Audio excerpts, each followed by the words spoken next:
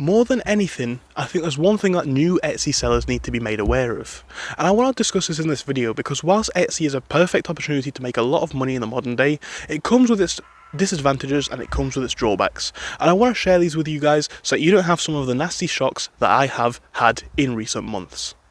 So for a bit of context quickly, I run a few online businesses. One of them is an Etsy shop which I'm starting to scale now to a point where in the past month I've made about £555 exactly.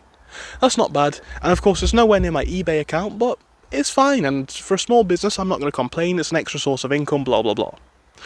In this time period I've had something like 50 sales, so not really too bad. But, and this is in the past like 6 months or so since I started the shop. But in this 6 months, I've experienced one thing which people do not talk about. Like with eBay for example, when you get a lot of orders, most of them are domestic. The only reason why they wouldn't be domestic is if you've signed up to the eBay Global Shipping Program, which essentially means that they ship out the orders themselves and they deal with the foreign policies, etc.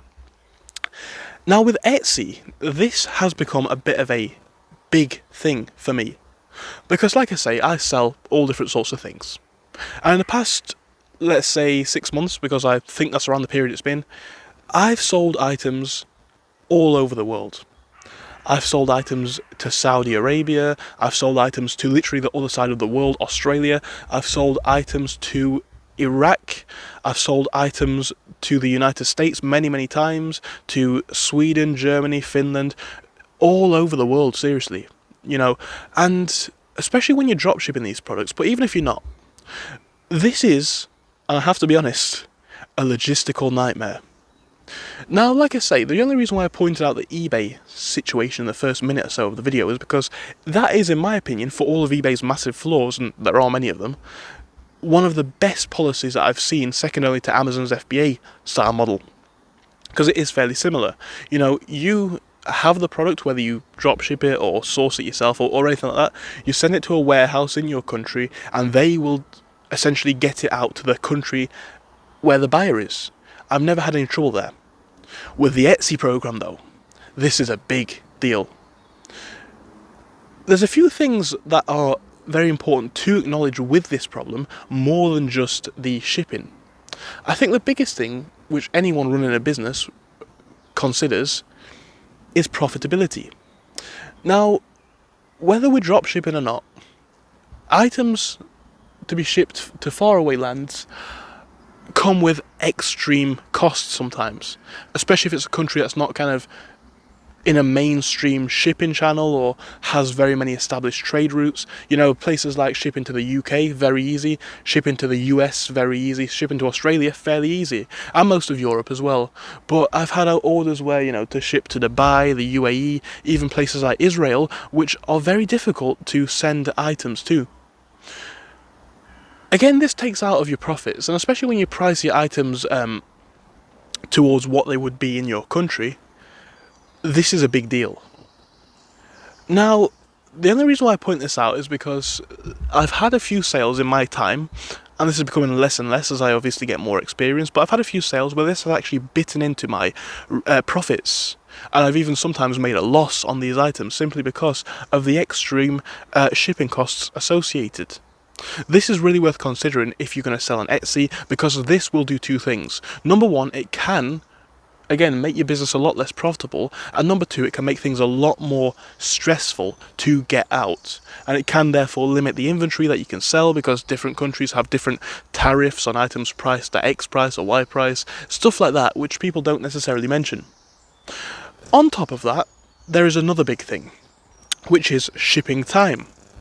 Here in the UK, if I wanted to ship domestically, i.e. from one of my suppliers to one of my customers, I know I can get the product there in 5 to 7 days, which generally I don't have any hassle with, in the sense that no one moans about that, no one complains. On international deliveries, this can be a nightmare.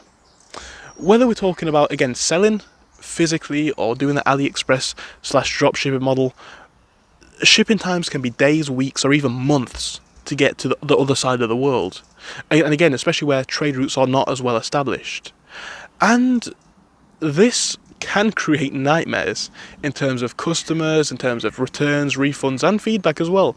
There's been a few times where items have been a few days late, and due to a combination of a language barrier, but more so the sheer difficulty of tracking things down from faraway places and to faraway places, it's been a nightmare, and it's resulted in me having some bad feedback, which is fine, you know, if people have had a bad experience, and they're allowed to say that, and they should.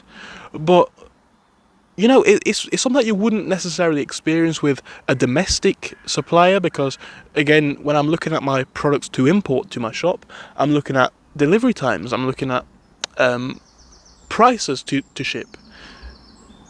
So I kind of judge it based on my UK prices, on my UK selling, which generally works. But this is something that I've not really seen anybody talk about when it comes to Etsy, because it's not necessarily the worst thing in the world if you factor it into your shipping policies, if you factor it into your prices, if you factor it into your overall business model as a whole. It's not necessarily the worst thing in the world, but it is definitely something worth talking about. And as I say, I don't think many people do that very much.